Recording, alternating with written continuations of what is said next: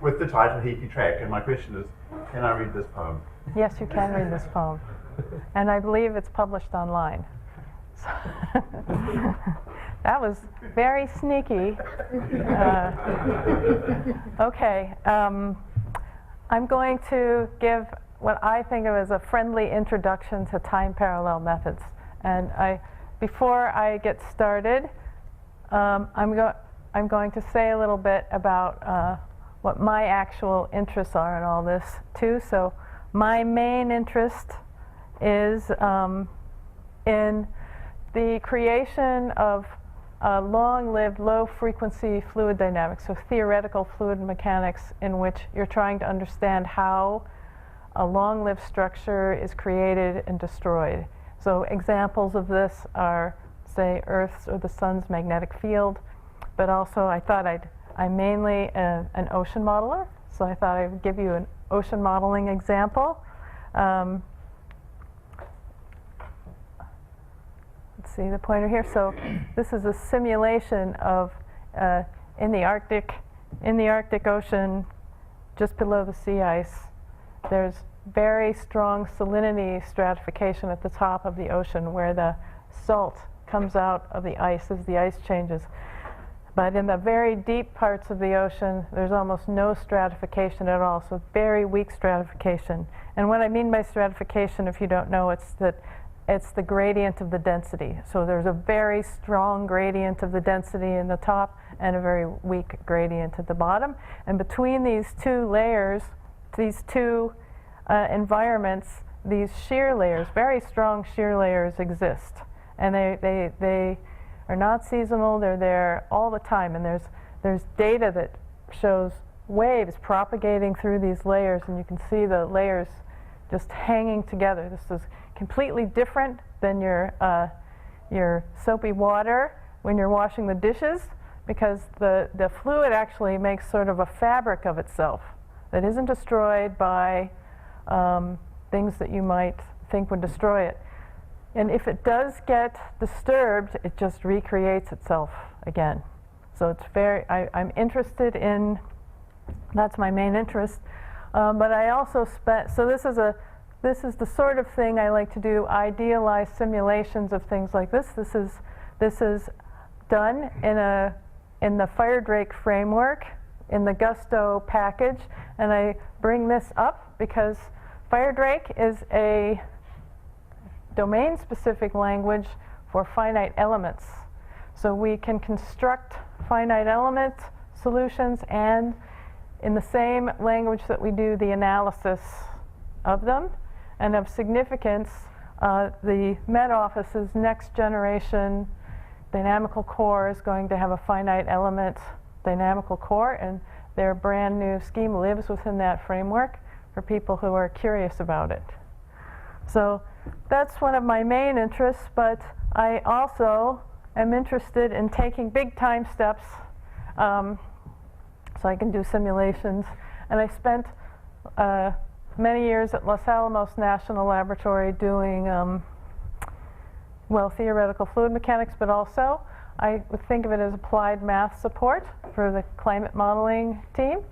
And so I became aware of significant challenges that are occurring for all computational science right now while I was there. And I'm going to share the pain with all of you in the next few slides to try to motivate you to be interested in this topic, because in all of this beautiful mathematics that I see here, I think there's the potential to help out right now. So when I introduce, so I'm going to spend some time saying why should you guys be interested in this? And I'm just going to introduce 3 types of time parallelism, and there are many, and I can't even touch the surface, but I will point to key papers. What I'm going to try to do is give you the intuition behind how these time parallel methods were constructed, so that you might have some other type of intuition about how to construct things that we're able to compute things sort of at the same time. That's what we're looking for. And people have mastered this, or relatively speaking, for spatial domains, at least for the climate. We have pretty optimal ways of distributing the grid. We know what to do with that. That's not the problem anymore. It has to do with the phase and time and things like that. So I've selected 3 different things. If I get a chance on the parareal part, I will wax poetic on my own personal interests here. And then I'll leave you with some final thoughts. Okay, so here is a computer called Roadrunner that they built at Los Alamos, and I can't remember what year it was, but this was a $100 million computer, and it used these cell processors, which I'd never heard of cell processors before this, and it's a notable computer because no physicist could run their code on it. This caused lots of shouting in the hallways. Understandably, people wanted to do their science, and this time the computer architects had gone too far, right? That's what they thought. Okay, so how many people have heard of exascale computing? All right, I believe that the arguments that happened over this machine have led to the sorts of brand new types of constructions that we see happening, of architectures that we see happening in exascale computing, and it isn't because the computer architects have gone too far. I won't talk about that machine. I will say there's activity here in the UK too about these new architectures. I'm going to tell you why they're changing in just a second, but I wanted to point out there's a EPSRC Tier 2 machine called Isambard, which also has unique processors. It's one of the only competitors to Intel right now, sitting right here in the UK. They're building some other things here. This is the actual machine, but it sits at the Met Office, and they wouldn't let me in to see it, even though I asked. So I'm like wondering who this guy is. Also, at Los Alamos, somebody with a flashlight in the computer room, it wouldn't have gone over very well. All right, so when I complained to the people who built this computer Roadrunner, I was shown this figure, and this is the problem. So the problem is that all of the methods we have for putting transistors on chips, this so-called Moore's law, is at an end. This is a material science limit. The silicon won't take any more chips. They make them smaller and smaller, but the smaller you make them, they're at the nanoscale now. Pretty soon, there's quantum tunneling. There's huge expenses. So this phenomena, you will notice it yourself. You get a new laptop every 3 to 5 years, and it's faster.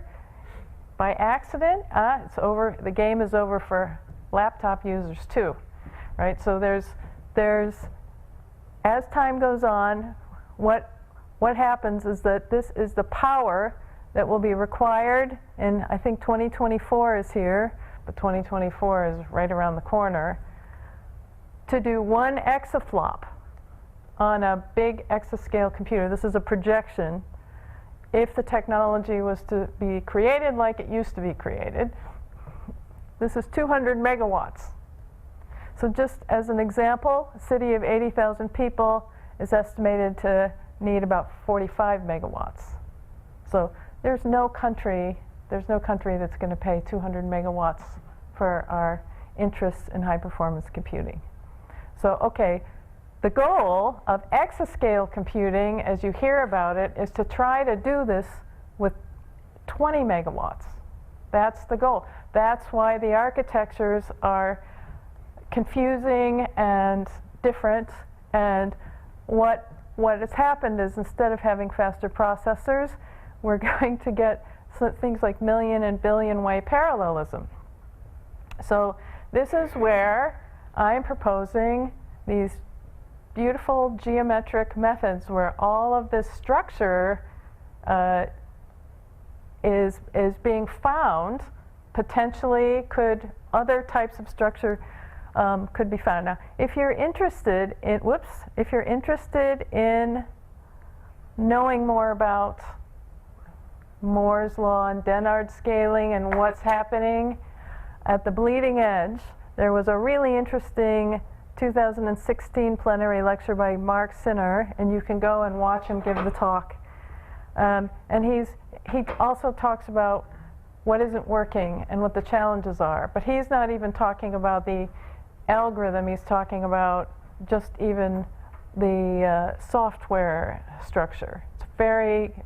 It's one of the biggest problems of our time, I think, because we're not going to be able to do calculations like we used to.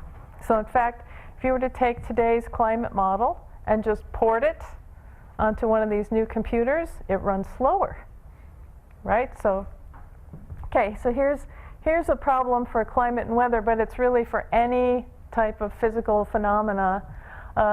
Right now, we have this fixed grid of points.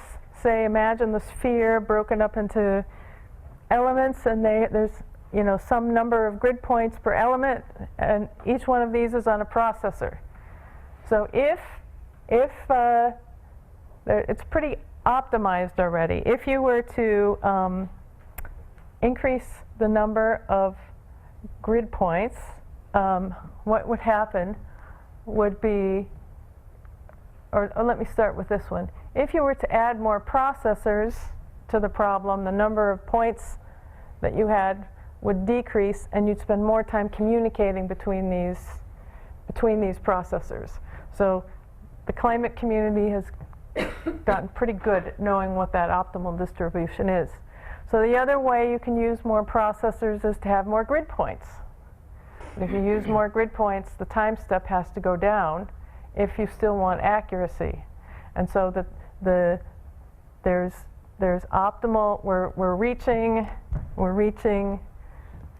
the limit of what this is. And there have been examples where in fact, Mark Taylor at the DOE, but there's also been studies, the Met Office and other places around the world, where they try to increase the number of grid points to use these complicated computers, and instead of running a simulation for a century, you can run it for 10 years. So just when we'd all like to know, where do we put the vines for the grapes for our wine, we won't know unless we do something. Okay, so here's an interesting paper that's come out of, I would call it the computational science community, Crossing the Chasm. How to develop weather and climate models for next generation computers. So in this paper, and I put this up here just to show you that it's important. This is a cry for help here. And that the community itself doesn't know how to solve the problem. Okay, so here's an example of this problem with the time stepping and the number of grid points.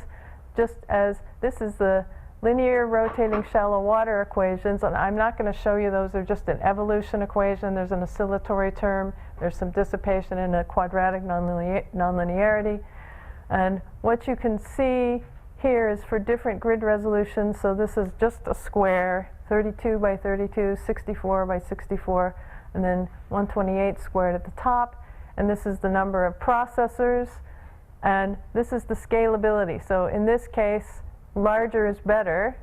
You can see that you throw more processors at the problem and nothing happens.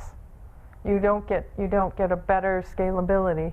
You can increase the number of grid points, but eventually it bends over. And when that curve bends over, then there's no more, the game is over and you can't know anything more. Okay, so mathematically, there's these two sources of problems in doing numerical analysis, say, of PDEs. There's stiffness from the oscillations and stiffness from dissipation. And this is the classic issue, is that when we do analysis, we try to understand what's going on. And even when we discretize, we make lavish use of the Taylor series. And so here we are doing the Taylor series. Oh, you go this way here. Oh, But over there, you have to go that way, right? Up and down and up and down. So this is a common explicit time step limit when you have an oscillatory term, and then dissipative stiffness works kind of like this, where you can do something with a Taylor series. All right, so here is a slide on time parallel methods. Surprisingly, it is 50 years old. There was lots of work on this. Well, the first known person to do this is a guy named Nevergilt in 1964, who somehow imagined the situation we have today. I'm sure that people thought it was outrageous, but he still wrote a paper about it, and it was published. And then there was a lot of work in the 1960s on shooting type methods that are like a parareal method here. In any case, I'm going to tell you about revisionist integral deferred correction, which has a particular type of parallelism, time parallelism. I'm going to next, after that, tell you about just one exponential integrator, but there are many. And then these shooting type methods, in particular the parareal method, which is a celebrated paper by Leon, Turanici, and Madej in 2001. I highly recommend this paper by Martin Gander, 50 Years of Time Parallel Time Integration. And he goes over, in some detail, he sketches the main things we know about it so far. Okay, so revisionist deferred correction. So if the time parallelism is had by considering that you use an inaccurate method to start, and then you do a spectral deferred correction or some kind of deferred correction, so that this technique was actually first used to get a higher order method. So you start with a low order method and you try to get a higher one by using a correction. So if this was your ordinary differential equation here, you would define the error between y, which is the actual solution, and your computed solution, and then you compute a residual, a residual, which is your computed solution, applied to both sides of the equation. And then you could write down an ordinary differential equation for the error, which you would also solve numerically. You find the error and add it to your numerical solution. So you'd predict it with a less accurate method, and then you would correct. And these are the key papers about deferred correction. This first paper, Dutt, Greengard, and Rocklin in 2000. And then this paper here too is very good and applied to Runge-Kutta integrators. And this is the integrator I'm going to talk to you a little bit about in a second. So basically you can derive equations of the following kind, where you have eta is your solution you're trying to solve, but L, I'm not used to this pointer, L will be the Lth correction to your guess. Okay, so in 2010, in this paper, Chris, Lieb, Ong, and Chi, they show that you can formulate the problem so that all the corrections can be done at the same time. So this is, they make an approximation to this corrections so that the corrections can be done independently. I'll give you a visual example of what this is. So let's look at fourth order Runge-Kutta. So normally you'd have 4 stages. Here's time step 1, you then take 4 stages. Time step 2, take 4 stages. This is inherently serial.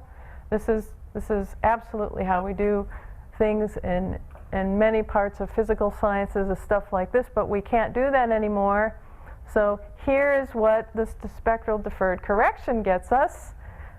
We're able to take 4 time steps in the time that it would have taken us to take 1.5, or a forward Euler. So if you come down here, so what deferred correction is saying is, okay, take the first stage of the first time step, and then while you're taking the second stage, you take the first stage of the second time step. So you're using your first stage to start the second time step. And then you use deferred correction to get a more accurate solution. So you have reconstructed the error approximation so that they're independent. So, and this is a common theme of time parallelism so far. Maybe this isn't true for the exponential integrator, but for time parallelism like this, what you're seeking is a way to construct these stages independently, the stages of correction independently. Okay. How is accuracy or stability or Oh yes, so thank you for reminding me. So what happens is, when you do this, the domain of stability goes, well, it changes depending on how you do it, but it gets smaller. So the game is on, because you might be able to do this, you could do 26 stages all at the same time. There's so many processors, you don't know what to do with them. You could do a 26 stage Runge-Kutta, the second order accurate, with a big enough time domain. You know, when I was a PhD student, if this had been proposed, people would have thought that you were mad. So yes, there's an optimization problem in here. All right, let's look at some parallel exponential integrators. So I'm going to tell you where the parallelism comes from. Exponential integrators have been around in a long time. These are papers where they've been applied to the climate and weather community, but there's a vast literature on the subject. And I think over here, yes, I cite some key papers from mathematics on the next slide. But if you look at this linear problem, of course we want to do nonlinear ones, but I just want to demonstrate the nature of the parallelism here. So this has an exponential operator solution that looks like this. But if you were to discretize this just using the forward Euler method, say, it will have a serial time stepping scheme like this. So if you're trying to get to un, you have to apply this operator n times. So you're just, well, once, and then again, and then again. Okay, so we compare this to the exponential operator here. Here's the exponential operator expanded as rational functions. So you can break up this approximation into a series of rational functions, and this is where the parallelism comes in, because each one of these solves gets put on a different processor, and then this is what the computational scientists would say then, is that you have a scatter and a gather operation here. So if you can take a big time step, this can really do something for you. Now, rational function approximations of exponentials is a very tricky business. So this paper is a very famous paper, 19 dubious ways to compute the exponential of a matrix. That was in 1978, and then it was updated in 2003. And I think it's a great introduction to the many ways to do this type of thing. And then this is also a very well-known paper that's discussed quite a bit. But I put in capital letters here, many additional papers on this subject. And it's just in the earliest stages of trying to be used for complex models like climate and weather models.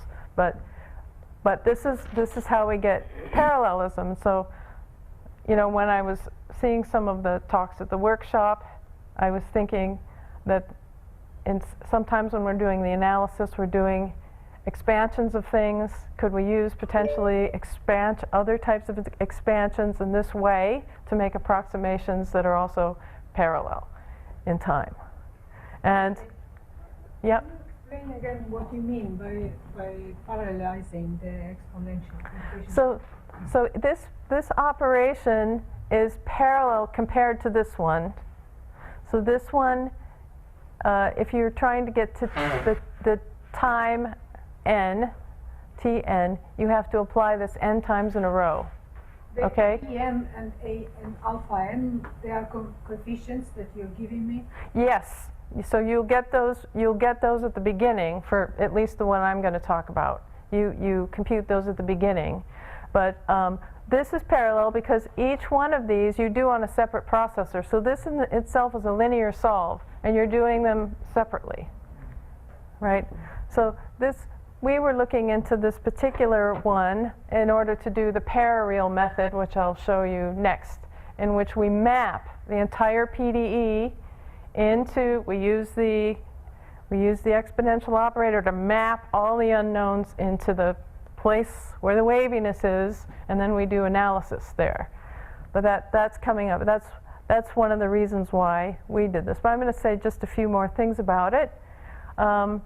So the approximation of the exponential in terms of rational functions, they're not just rational functions, you're also using expansions of Gaussians in this approximation. I don't want to say too much about it, except that there's a near optimal error bound for this particular thing, and you can look at the papers that went into this exponential integrator down here if you're interested in more of the details. All right, so. CH hat? Pardon? CH hat you had in that formula, is that a Fourier transform? What is that? This one here. The hat on the top formula. On the on right-hand side. On the right-hand side. Solve for three different. Oh, this. Yeah. Oh, this. Yes. This is a particular this is the first coefficient. I have to look at this too. But this comes from this paper, Danley is the first author on that. All right. This is how it looks on a computer. You were asking about it. So each one of those linear solves happens on a different processor, set of processors like that. And then it comes back. This means that you have M or 2M. You have solved. capital M, yes, you have capital So M. if you have very, very many processors, you will put an approximation which has a lot Yes, of elements, yes, terms. yes, yes. To actually find ways to do more calculations is definitely, I mean, if I had suggested this to my PhD supervisor, I'm not sure I would have graduated. But there you are. We are in a different world. So here is an example. I don't have the paper that this comes from on there, but this is a paper of Schreiber, Peixoto, Hout, and Wingate. And this is showing this rational function matrix exponential solving the linear problem. And here, this capital M is 2048. So we're not talking 10 terms in the expansion. For this to mean something, you have to really, so this gold line here is capital M 8,192. And so this is the time to solution. Smaller is better. And this is fourth order Runge-Kutta standard. And here is the total number of cores. Right, so the more cores we use, we're getting the wall clock time down using this method of exorbitant flopping. We're doing tons of calculations. So there's a reduction in wall clock time by 1,500. Okay. Can I ask a question? Yeah. Why does it take less time even on one core? Sorry? Less time on one core is because you're doing tons of work on one core. So that it actually takes it takes a long time for this to pay off. Oh no, I mean why do the time parallel methods do better than the serial one, even on one core where you think parallelism wouldn't matter? Well, I would have said it was the threads, but it isn't because there's one thread per rank. So I don't know the answer to that question. But you can find it in the paper, I think. Here's another case, but I'm not gonna talk about this anymore. I'm gonna go on to parareal. So parareal is this shooting type method, and the way that you do this is you take a cheap method. So let's follow this pink line. A cheap method to take an enormous time step. And you do this for many time steps, and not 10 time steps, 1,000 time steps, or more.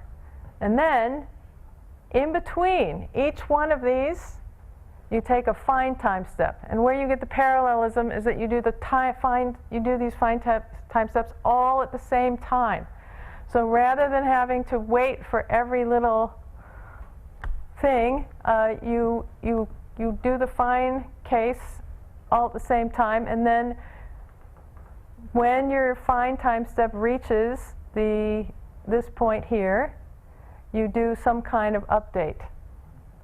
And it's usually an incomplete Newton here, and people have explored using a better way to do it, but the fact is, if this method converges, it converges so fast it takes your breath away, and if it doesn't, it's hopeless. So what you do is then you do the update here, and then you advance this with this course time step method again, and then you iterate.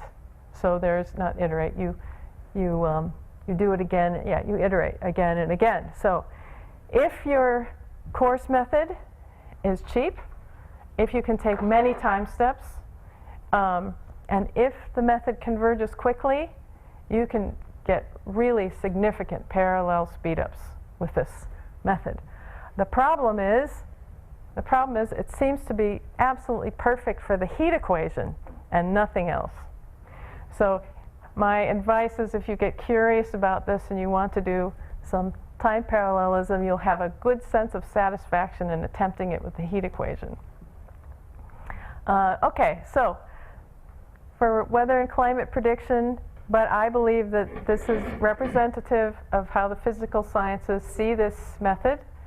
There's a Newton Institute lecture from 2012 by Jean Coté under the AMM program, in which he does one-dimensional explorations of this. And I was in the audience, and I was just horrified. And I thought, I am never going to look at this method. This is crazy. And so here I am talking to you about it. So this is my favorite paper on parareal methods, nonlinear convergence analysis of the parareal method by Gander and Harrer, 2008. And they do a proof of convergence for ODEs that I like a lot. They give some examples. So in that paper, there is an example of the Lorentz equations and how it looks. So it is a paper that has a good feeling for giving you an intuition as to what happens and goes wrong, but also it has some nice analysis in it. And here's the citation to Nevergilt, 1964. My PhD student made this movie, which I find is better to give people. So this is, I think, for the heat equation, and you're going to get to see it. One question. So you were saying the method only works for the heat equation, and in this paper of Gander, they consider for ODE. So what are the assumptions on the? Right. So It doesn't work. So I need to be careful when I say it doesn't work. It doesn't work efficiently, right? So at the very least, what will happen is, since we're taking all the fine time steps between the course time steps, if you iterate as many large time steps as you've taken, you will get the same answer as your fine time integrator. So in that sense, it will always be successful. But if it takes you as many iterations as it does large time steps, you've gotten nowhere on getting your wall clock time down. So there's been a lot of work on how to do this when you have oscillatory stiffness 2. I'm going to play the movie again just so you can see. Here we are sweeping out a coarse time step, and now we're doing all the tiny time steps at once, and we're going to come to the end here, and we're going to do an incomplete Newton, sweep out the new time step, and do it again.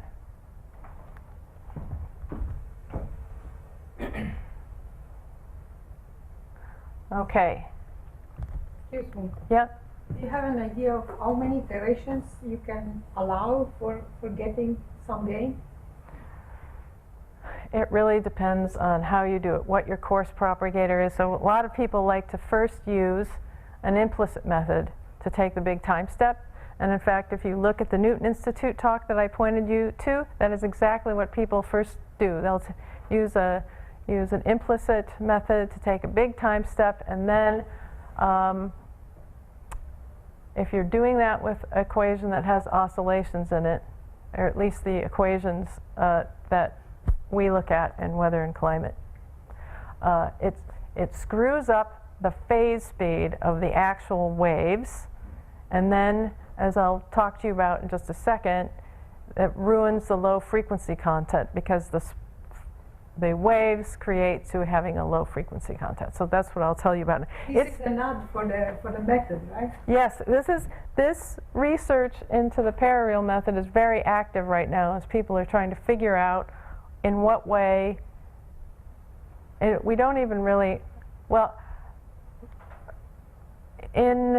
I don't think I have this paper cited, but there is a paper where they are looking at the way in which parareal does well and doesn't do well with classic equations that we look at, like linear advection and diffusion and things like that. And they come to some conclusions about it, but there's a lot of work now trying to understand in which way it works. And you'll hear a lot of people say it doesn't work for hyperbolic problems. And I'm going to show you that that isn't the case at all. So these are the types of equations we look at in the ocean.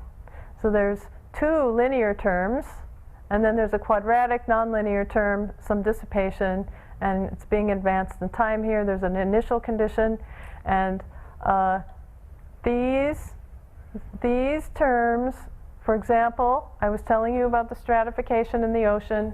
In the top, it's oscillating like mad. There's a strong stratification.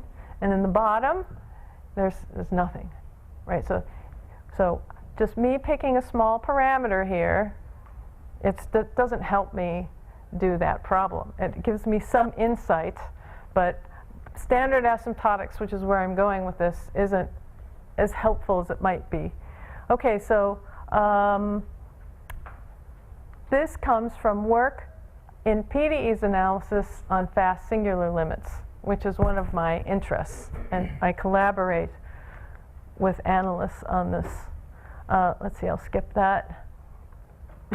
All right, if we boil it down to the more abstract equation, we get a linear term with a small parameter under it, and this skew-Hermitian operator results in oscillations on a time scale of order epsilon, and then standard explicit methods need to take this type of time step for accuracy. And of course you can use implicit methods, but I'm just going to think about accurate explicit methods for now. So let's look at this. There's asymptotic solutions. This should be a little o, but there's asymptotic solutions to this equation, but this theory, the formal proof of this was this paper by Choquette in 1994, where gut feeling sort of asymptotics by fluid dynamics is finally, that would be in the 1950s or 60s, led to a theorem many years later. Choquette goes all the way back to work done in 1961, but in essence you get the leading order solution to be this exponential operator acting on some mean, let's call it a time average U bar, and that you can show that this has to solve this equation. And I want you to see that this is, when you take the limit as epsilon to 0, tau goes to infinity, 1 over tau, 0 to tau. And but this integral over ds is only on this quadratic nonlinear combination of the exponential operators. It is not on the u-bar. So what this is doing, it's regularizing the frequency content that's generated by the nonlinearity. Okay, now we can compare it to the case where we just do a coordinate transform here, and if we substitute that coordinate transform into the PDE that I showed you, we get this equation for V, which I call the modulation equation. And it looks better because there's no linear term in here, but of course if you take one more derivative of this, one more derivative and the epsilons come down and you're still oscillating. So it's more regular, but we need to do something else. So we were inspired to look at this from a finite time averaged point of view. So what I'm doing now is I'm showing you where we would get a good guess for the parareal method to make it converge fast.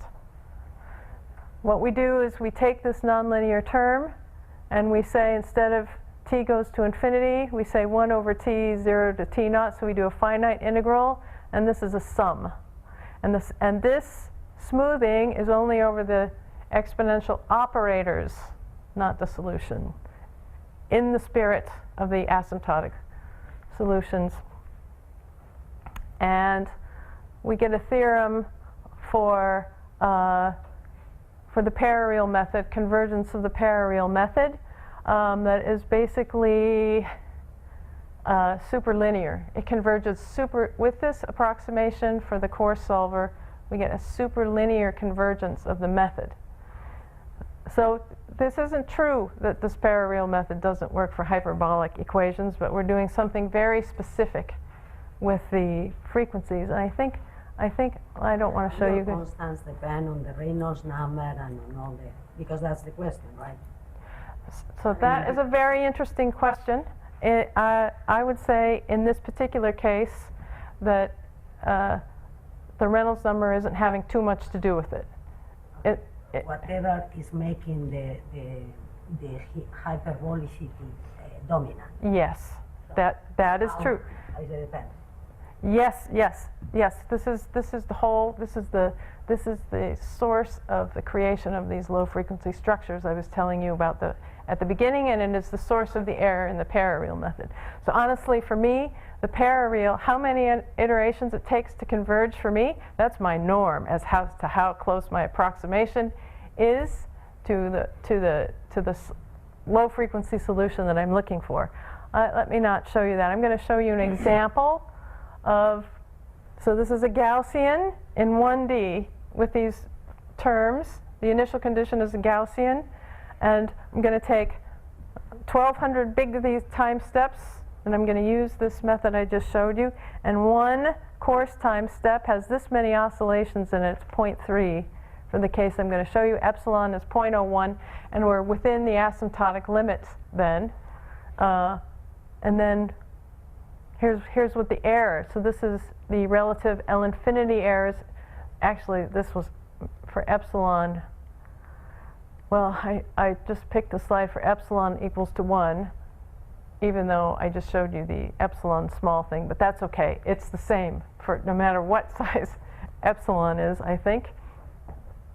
But this is the convergence of the L infinity norm. This is the first 300 steps, and this is the log of the error. And so this is for the first iteration, the third, and the fifth.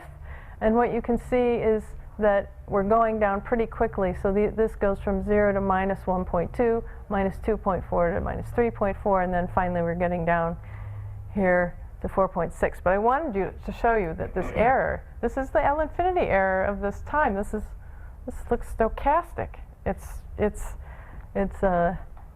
So if we integrate over the whole time domain, this is how the relative maximum error changes as a function of the number of iterations. And what we've done is we bracketed this method of computing the course solution against our best known exponential integrator solutions on one side or the other. And this is interesting. So this red dashed line is regular parareal, which is to say the best parareal method we could find, with a course time step of 5 epsilon, and this one is a time step of 4 epsilon, but you'll see our green line here, this has a time step of 50 epsilon. That's just outrageous, right? And then as we increase epsilon, this time step, so here is 3 times epsilon, and over here it's for epsilon 1, 3/10 times epsilon. So by the time we're getting over here, we have an order 1 time step to begin with. So the oscillation itself has an order 1 time step that we're not worried about as much. So the parareal doesn't hurt anything. It doesn't get us there any faster, but here is not the problem, it's up here. That's the problem for convergence. So let me show you, I'm going to show you what a simulation looks like to give you an intuition for it. Here's our Gaussian, this is just time, and this is our bump starting out, and it breaks and it comes back and forth and back and forth. It's just a periodic domain. But up here, this is this rotated domain. It's rotated by the exponential operator, and so then this is where we take a 50 epsilon time step. And down here, what's this? This is this rotated back. Okay, so I don't have time to show you too much. We have a new paper that does the proof for the finite epsilon case. I will only show you this diagram. This is the number of iterations to converge for the case that I just showed you, which is this Gaussian. So this is experimental evidence. And this is the ratio of the time over which we're integrating compared to the course time step. And this red line is for epsilon 0.01, and this is characteristic of the asymptotic behavior, which is that as you increase the averaging window, you reach a flat peak and there's no more to be had, and that's because somewhere down here you've canceled out all the oscillations through your integral. And that you can do it as much as you want, it just doesn't make any more difference. But here, and when the epsilons are finite, there's minimums. So this was really interesting to me because this means there's a place in this approximation of the PDE that I can see when I rotate that PDE using the exponential operator where this achieves a minimum. So in the proof, what we show is that, and this is Adams Petal's PhD thesis in collaboration also with Terry Hout, who was a collaborator on the first paper that I just showed you results about. What happens is that you can show that right here, there's an error. If you just break up the error, we're talking in an ODE sense here, an ODE sense. So if this is the exact solution and this is the time discretization, you can break it up into a piece that's from doing this averaging and a piece from the time stepping error. And you can then, let me show you this. You can then do a proof that this dashed line is the error due to the averaging window, and this is a well-known error that you can find in this book by Saunders and Verlhurst. It's a very well understood averaging error. But this error comes from the time stepping with the nonlinearity in it, and this minimum that we see is this place where there's this crossover between these two errors. All right, so I'm running out of time. Well, I was going to show you, we have the first, some first, Started later, you've got more time. pardon? Started later, you've got more time. Oh, okay. I don't know if I will, you guys, well, yeah, okay. I'm just going to show you some new results of shallow water turbulence on the torus. So you start out with a random initial condition, and this is the vorticity, and here's what it looks like at 500. This is at the eddy turnover time, and this is at t equals to 1,000. And you can see that you're starting to get the structure from the noise. And this is a classic problem that we look at when we're trying to understand how low frequency dynamics are being created. So I'm going to show you the first, we haven't even published these yet, of what parareal does for this. So this is the iteration 0, 3, and 6, and this is at time step 100 and 200. And it's probably, you can't see the error back there, but the error, when I say the error, I mean the difference between the solution at one time step and what was there before.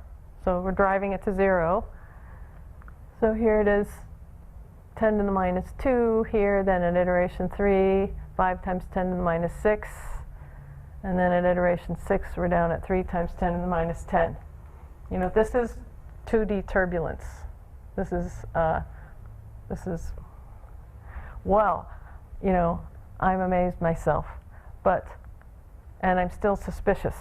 So I'll tell you that one of the things we don't know how to do, there's another time scale in this, so we can do these long strings of time steps. But if you try to do another block of the solution, it doesn't work as well. And it seems like there's another time step in all this that we haven't found yet. And I don't think I have, I'm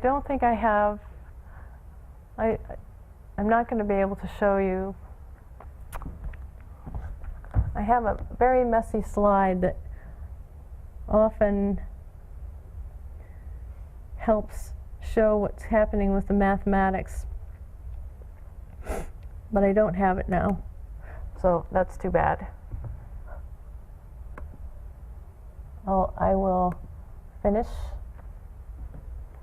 I will finish, and I guess I will start again. No, I won't start again. I don't need my last slide. I can do it from this slide. What I did was I hoped that I motivated you that all this really beautiful mathematics, there might be some ways to find things that we can compute independently from each other.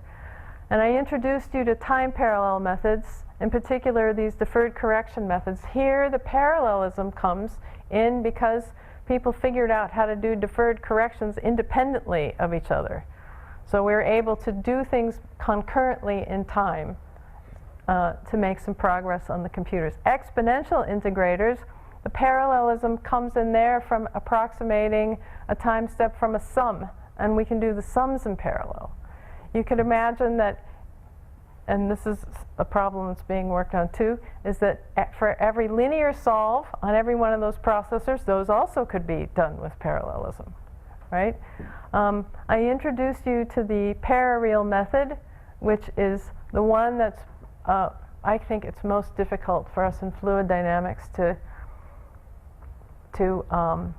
think about because of the notion of the arrow of time and chaos, and how do you follow you know, from Ed Lorenz's early work, we know if you change the initial condition a little bit, you may go to a different type of solution.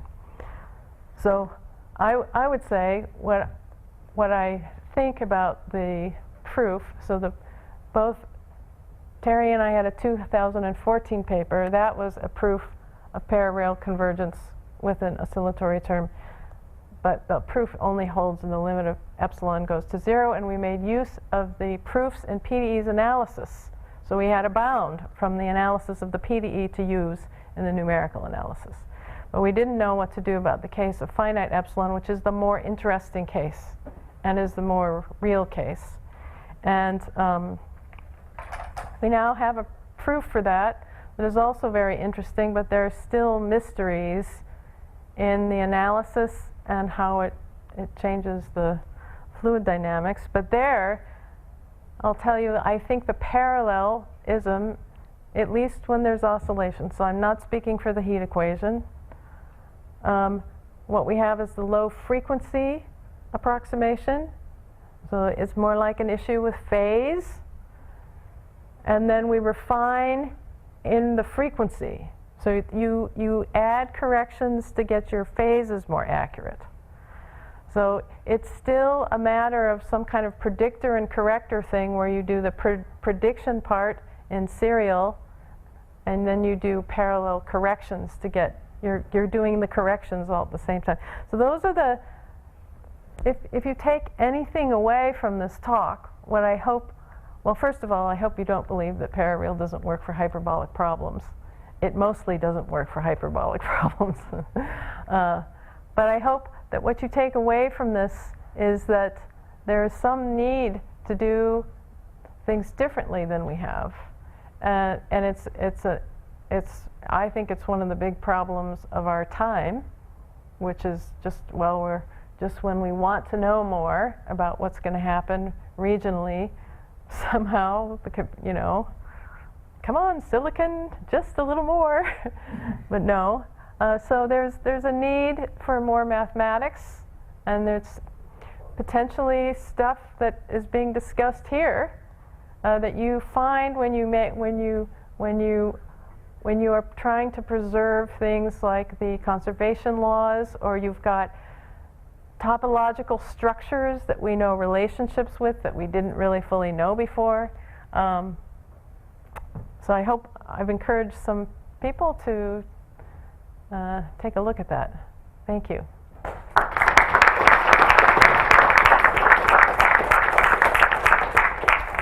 Any questions? Beth? In the rational approximation of the exponential, Yeah. do you have a scheme for choosing the shifts, or do you know what the best shifts are? Yeah, you know So in this particular paper, you will want to look at this Damley paper, where they are trying to find one of these near optimal bounds just for the exponential function, not the operator itself. I don't know what that is, but I think that that's discussed there. So have you, with the final simulation on the turbulence, have you done that in parallel? Yes, you have to do it in parallel, because each one of these large time steps in parareal is a whole simulation. So if you took 100 of those big time steps, you'd have 100 of your models running on your laptop. I tried to do 8 once, and it got very warm. So can you predict then how you expect the speed up to go for a global climate model? No. No, I think that we're a long way from being able to do something with a global climate model. But there's one thing that we do with weather prediction where we use data assimilation. And I know there might be people in here who've done machine learning and data assimilation, but we integrate the data into the simulation itself to make it go the way we want it to. And a combination of data and parareal with a low frequency solution could be quite interesting I think that will be one of the things we try. We have NERC and EPSRC projects trying to focus on the mathematics and numerics and computing that go into that. But. Thank the speaker again. Oh, sorry. No, Reynard has one.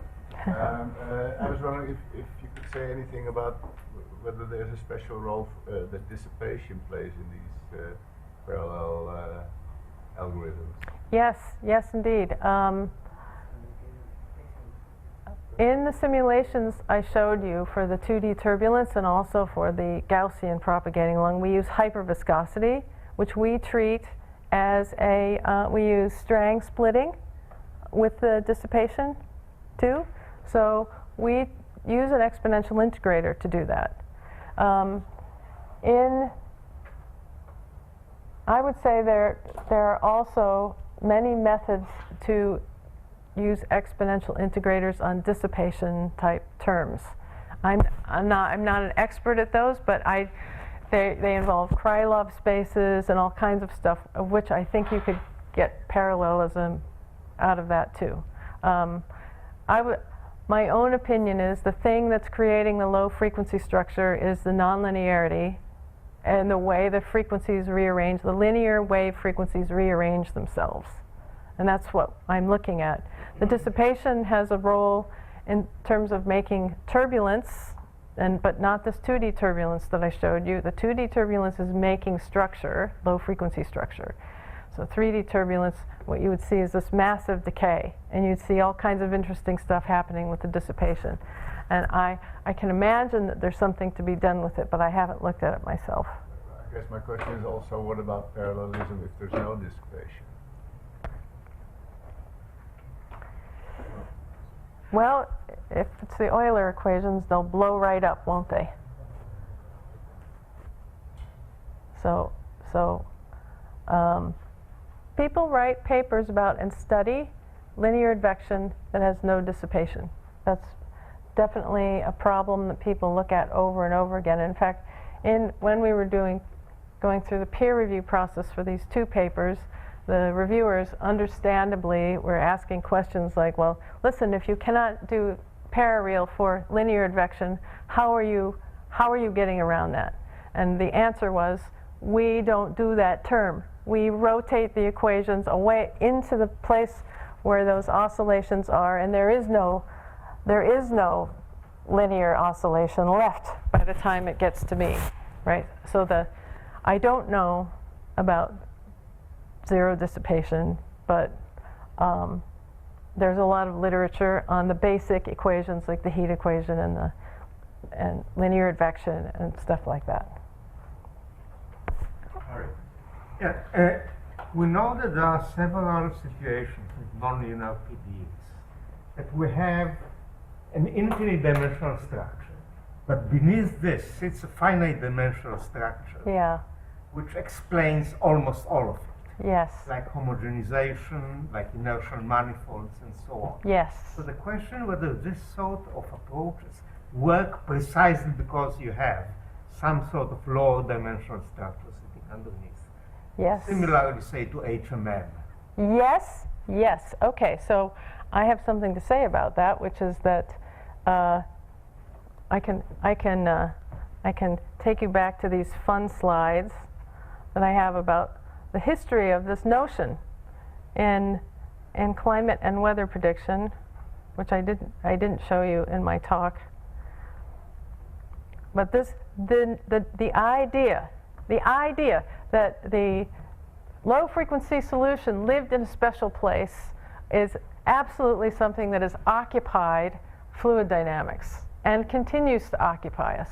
And it was just in World War II, this guy, Charney, working with Carl Rosby and John von Neumann, he unbelievably, just by looking at weather maps, derived a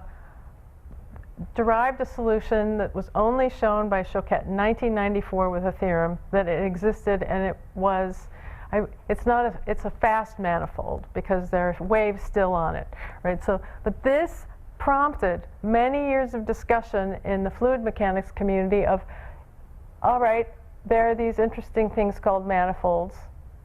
Can we think of the atmosphere as one of them? And this prompted these papers that I love to read out loud at conferences, because I'm pretty sure these papers are what led me to study the subject that I'm studying. On the existence of a slow manifold, 1986. On the non-existence of the slow manifold, 1987. And then the slow manifold, what is it?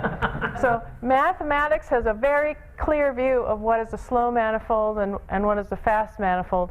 But when we're trying to understand these approximations, it's really somewhere in between. And that is this finite epsilon proof of the numerical analysis. Is when I saw those the number of iterations to converge reaching a minimum, it's telling me something about the shape of the manifold. It's not it's a fast manifold, but it has some approximate structure in it too. It's just most of PDE's analysis has been taking these limits, and the limits I will tell you, and we've done these experiments. If you use the limiting case, so if you use the slow manifold, it's really a fast manifold, to try to drive these solutions to zero, they will not be driven to zero.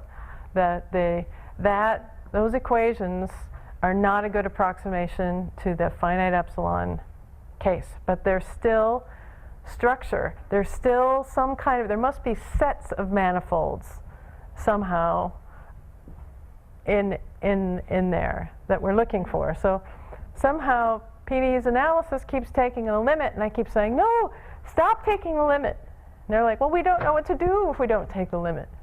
And then I don't know either.